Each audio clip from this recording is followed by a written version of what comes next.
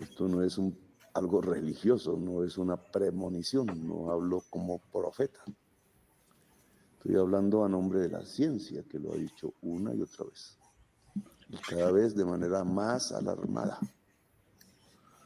El gran capital produjo, y la época del libre mercado produjo una profundización, venía de antes, de un cambio tan drástico en la atmósfera, producto del crecimiento bajo la consigna de la codicia, usando capitales fósiles, energías fósiles, le llamo yo así, derivadas del uso del carbono de los seres muertos, que por su peso, su acumulación, nos lleva a un cambio drástico del clima.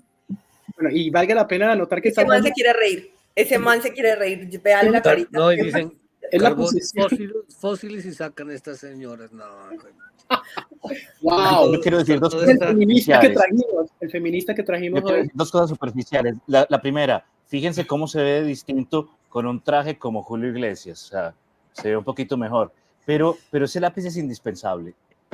Parce, quiten el lápiz y ¿qué haría Petro sin lápiz, hermano?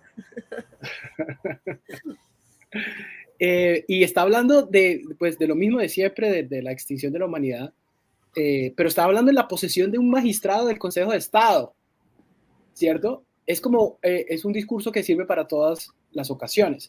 Claro, esto no es porque algunos detractores de nuestro programa y nuestras ideas dirán, y ya nos han dicho así muchas veces, ignorantes, es que acaso no saben que estamos al borde de la extinción, es que no vieron que el huracán Milton destruyó mitad de la Florida y no saben que el río Amazonas está seco. Y es pues que no, incluso nos dijeron que Petro era realmente un extraterrestre y que adicionalmente todos veníamos de la sustancia cósmica y que éramos unos ignorantes. Me encanta. Exacto. Y está bien, es válida esa crítica. El problema es, esto lo dice en este discurso y lo he dicho en otros lugares, y es que nos quedan 10 años. A la humanidad le quedan 10 años. Bueno, y mi problema con esto, que ya lo he dicho muchas veces, perdónenme por reiterarlo tanto, es que si cuando un gobernante puede hacerlo a uno creer cosas absurdas, pues también puede hacerlo a uno cometer pues cosas terribles, ¿no? La humanidad, amigos oyentes, no está al borde de la extinción. El calentamiento global sí es un problema grave, muy grave, pero la humanidad no se va a acabar por el calentamiento global ni en 10 años, ni en 50, ni en 100. Eso es totalmente falso, de toda falsedad, es palmariamente falso, ¿no? Pero él no tiene empacho en utilizarlo como, pues sí, como chantaje emocional. Sí, pero además es que a mí sí me parece fuera de lugar, es decir, el discurso va bien en todos lados, pero a mí me parece que uno en una posesión de un jurista para un cargo tan importante, pues realmente es como amigo, o sea, date cuenta, porque ¿por qué le estás hablando a esta gente de calentamiento global y combustibles fósiles? O sea, lleva ese discurso a la ONU, idiota, no acá, o sea, háblales acá de las cosas que tienes que hablarles con relación a la justicia, al sistema judicial, etcétera, etcétera. Entonces, aquí en este siguiente fragmento sí va a hablar de algo legislativo, la Constitución. Se me acusa de que yo quiero cambiar la Constitución del 91. Yo lo que quiero es profundizarla y volverla real. Porque una vez se hizo la Constitución, toda la década de los 90 fue de la peor gobernanza paramilitar en el país. ¿Cómo se entiende eso? ¿Cómo es que se hace una Constitución para construir el Estado Social de Derecho? Para hablar de una democracia participativa, no solamente representativa, que se nos ha olvidado qué significa la democracia participativa, y de pronto lo que viene son las peores masacres sobre Colombia. Bueno, entonces él no quiere cambiar la Constitución, quiere hacerla real, y luego, este punto me pareció muy interesante, y Tirso y Hanna, a ver qué piensan ustedes, que dice que después de que se firmó la Constitución del 91, lo que hubo fue un orden y un régimen paramilitar. ¿Qué piensan de eso? No, pues yo creo que es que desde antes nosotros hemos tenido muchos problemas de violencia, o sea, ni la Constitución del 91 creó a los paramilitares, ni es la responsable pues del recrudecimiento de las actuaciones paramilitares, eso se debe básicamente a los gobiernos que hemos tenido, y negar eso tampoco está bien. Sí, es cierto que hemos tenido unos gobiernos muy aliados con los paras. Pero pues eso sí es una realidad, pero yo no creo que sea posterior a la Constitución del 91. O sea, nuestros problemas de violencia vienen de antes, de mucho antes, y ya había grupos, ya existían esos grupos armados al margen de la ley, y ya esos grupos armados al margen de la ley ya también ayudaban al ejército de ciertas maneras en los territorios, ayudaban, es un decir, pero pues como que conestaban con ellos, pues no es que eso haya nacido después de la Constitución del 91. O sea, eso no me parece justo, no me parece justo. Además, no entiendo cómo hace digamos, ese malabar de, oye, yo lo que quiero no es modificar la Constitución, lo que quiero es profundizar la Constitución, y la quiero profundizar porque por esa Constitución es que hay paras. Es como, no, amigo, a ver, espérate. Esa es la pirueta que está haciendo. Por eso, pero es como, espérate, porque ¿qué es lo que le quieres modificar a la Constitución y cómo es que esa modificación a la Constitución o esa profundización de la Constitución elimina los paras? Porque no es claro. No es claro cómo reelegirse, extender el periodo presidencial, etcétera. Cómo eso elimina a los paras del panorama. No, y lo otro, lo que les decía antes y que lo digo siempre, viendo la historia siempre con una sola perspectiva, porque lo que yo recuerdo también después de, a finales de los 90 fue San Vicente del Caguán, eso también lo recuerdo muy bien. Le vamos a endilgar pues la silla vacía y la traición de tiro fijo pues al país, también se la vamos a endilgar a la Constitución del 91, siempre es esa visión maniqueísta, ¿cierto?, que solo ve una parte de la realidad. Tirso, no sé si ahí tienes un comentario, pasamos al otro clip de este discursazo. No, pasa, está bien ahí. Un discursazo, mira. Es un discursazo en cuanto que, como una gota de agua, recoge todos los mismos temas que siempre Petro va a tocar en todos los discursos, donde quiera que esté. Filosóficamente me llama la atención. ¿Qué es la igualdad? Quería comentar con ustedes, ya personas tan estudiadas.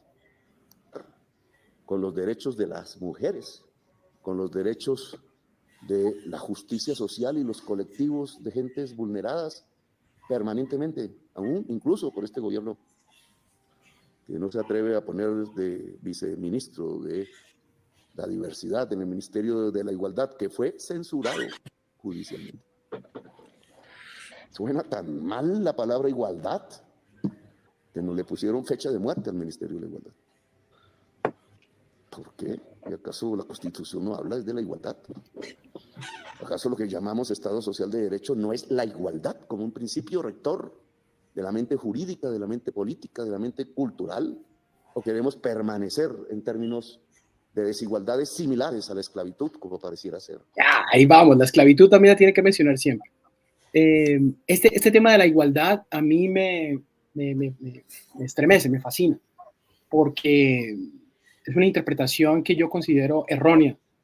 Yo prefiero equidad, prefiero el concepto de equidad. Es que la igualdad no puede ser el objetivo de ninguna filosofía ni de ninguna constitución. Me imagino que lo que quiere decir es la igualdad de derechos y de oportunidades y la igualdad de deberes. Pero la igualdad no es el fin de una democracia. Nunca va a haber igualdad. Pues por eso yo prefiero equidad, porque es como más relacionado con la justicia. Pero lo que sí veo que él hace ahí, que es como siempre victimizarse, entonces habla de su Ministerio de la Igualdad y que se lo tumbaron solo porque les molestaba la palabra igualdad, que ni siquiera pudo poner un viceministro de diversidad porque se lo criticaron, porque era diverso. Es como si, volvemos a lo mismo que ya hemos tocado acá, como si intencionalmente hicieran mal las cosas para que se las tumben y poder salir a victimizarse. Como intencionalmente yo, por ejemplo, presento una mala reforma a la salud mientras voy destruyendo el sistema para que intencionalmente me la tumben, no pase, yo pueda victimizarme y luego presionar que eso pase de otra forma.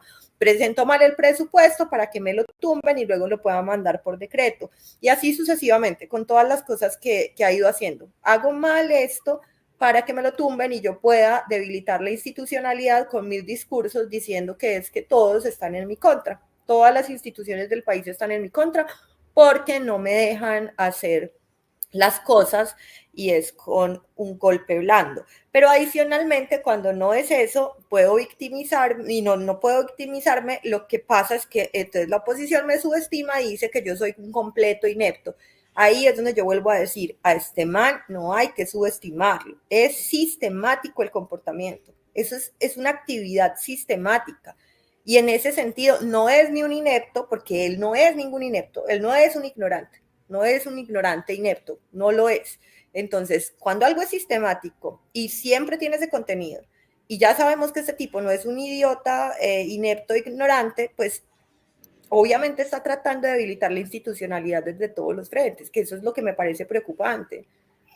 Porque entonces debilito la institucionalidad y luego convoco gente a las calles y tengo a los universitarios adoctrinados para reaccionar violentamente. Pues a mí eso me preocupa. Mira, Stalin no era un estúpido. Sin embargo, Stalin es el responsable de probablemente, las cifras varían, entre 5 y 8 millones de muertes. Stalin es responsable de ellas, por hambrunas o por fusilamientos. Es decir, yo tampoco creo que Petro sea un tonto chambón. No, es un avesado y es alguien muy, muy vivo. Y yo creo que, pero también está totalmente enajenado e ideologizado, ¿no?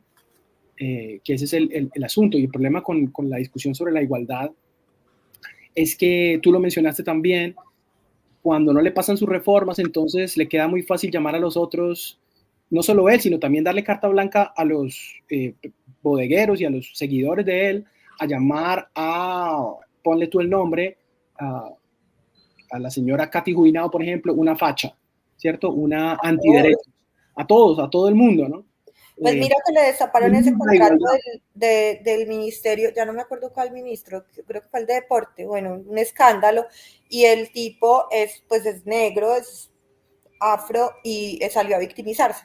No, es que usted le dijo al que le mostró el contrato, es que usted me está persiguiendo porque yo soy afro. Y el que es el viceministro de deportes, sí. El viceministro. Y este man que le mostró el contrato, que fue Briceño, le dijo como, oiga, no se juegue esa carta porque yo a usted no le estoy diciendo nada por su color de piel. Le estoy diciendo que hay un lío con un contrato, pero se juega en esa carta de la igualdad de esa forma. Es muy descarado, sobre todo porque, y vuelvo a lo mismo que les decía en varias ocasiones, sobre todo porque eso invisibiliza la vulnerabilidad de esas personas que sí son oprimidas por esos temas. Cuando lo conviertes en algo tan trivial, cuando trivializas esas luchas y esos conceptos, terminas por invisibilizar al vulnerable. Eso me parece de quinta, Cuando lo conviertes en un hobby político, hacer este tipo de discursos, se pierde verdaderamente, se pierde ese verdadero sentido de esa lucha o de esa causa. Miremos, que está, es decir, esa lucha existe, Gustavo, es decir. Recuerda que cuando yo vivía con Tirso, él tenía una ficha de Che Guevara y yo no le decía, Tirso, quítalo de ahí, ¿no? Yo estaba contento con ese afiche de Che Guevara, eso es lo que quería decir con este punto. Pero miren esta perla me pareció ya de rechupete. Como decía Gabriel García Márquez, seguimos en ciclos de venganza permanente, eterna. Los colombianos nos matamos por venganzas, decía Gabriel García Márquez, que ni siquiera tiene un solo cuadro ni menciona en este palacio, porque es costeño, porque tiene raza negra, porque es un revolucionario, tuvo que exiliarse, porque jueces militares lo iban a condenar por ser colaborador del M-19 o no. Mi organización tuvo que morir allá en México. Mi organización, bueno. Hicimos un cuarto que llamamos de los que está aquí abajo, pueden visitarlo, hay que hacerlo más, el cuarto de los censurados, presidente Nieto, presidente Melo, el único presidente indígena, el único presidente negro, Gabriel García Márquez, nuestro premio Nobel. El cuarto de los censurados, o sea, García Márquez es un censurado. no, o sea, esto, bueno, a mí esto sí me llamó la atención, no sé ustedes, esta idea tan absurda de que a García Márquez se le ha ocultado en la historia de Colombia, en la cultura, por Dios. O sea, imagínate, o sea, es increíble. Sí, o sea, hay que verlo hay que escuchar a Petro para creerlo, lo que está diciendo. Porque es que te están orinando en la pierna y te dicen que está lloviendo. Y uno por un momento, si uno está distraído, digamos, incauto, dice, uy, sí, verdad, García Márquez, nadie habla de García Márquez nunca, pero es porque es costeño y porque es negro.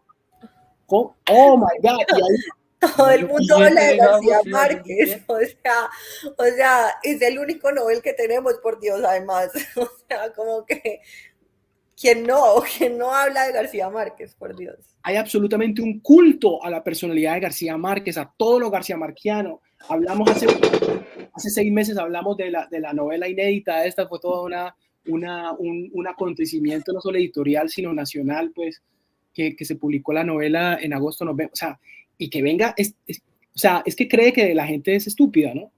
O lo otro es que está utilizando esa política identitaria, que es como la herramienta fácil para los demagogos, ¿no? Que es decir, que es dividir a la gente en razas y en clases y en géneros, ¿no? Diciendo, Gustavo, o sea, es como siempre usar ese discurso para dividirnos. Lo más curioso es que mira que empieza hablando de que siempre que vivimos en la cultura de la venganza, o sea, que es como que siempre nos estamos vengando del otro y es como, pero amigo, ese es tu discurso todo el tiempo. De hecho, cuando sale alguien de centro y dice, venga, no tenemos que discutir, busquemos una solución en conjunto, lo primero que haces es decirle facho. O sea, ¿por qué venís acá a decirme que tenemos que superar la cultura de la venganza cuando vos la sembrás? O sea, vos le decís a la clase media fachos o ignorantes o asesinos, ya nos ha llamado muchas veces así a muchos ciudadanos, solo por cuestionarle. Entonces es como, ¿de qué está hablando?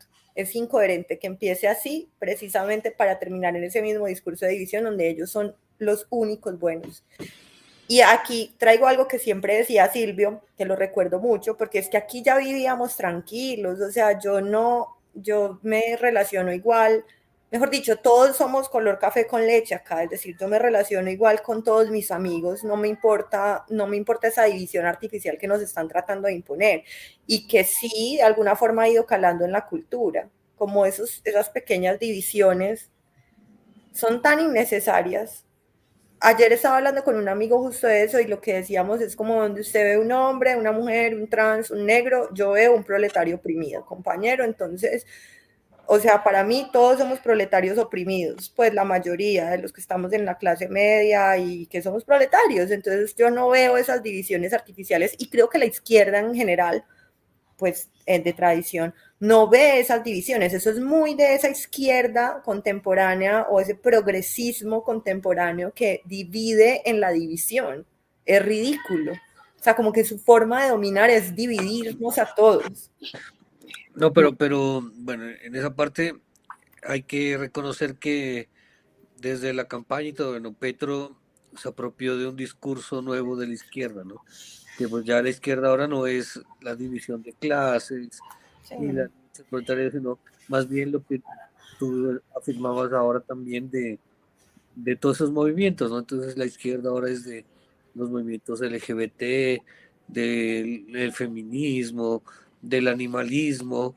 Entonces por eso mismo vemos ahora al presidente tan comprometido con esos temas, porque es como para jalar a esos sectores de la población. Y ya lo que les digo, ¿no? Ya estamos pensando en elecciones y más él. Entonces ya ahorita lo de gobernar creo que pasó a un segundo plano, que es preocupante para nosotros, Yo creo que nunca estuve en primer ciudadanos. plano. Yo creo que nunca Y, estuve en primer plano, de hecho. O y sea, bueno, eso.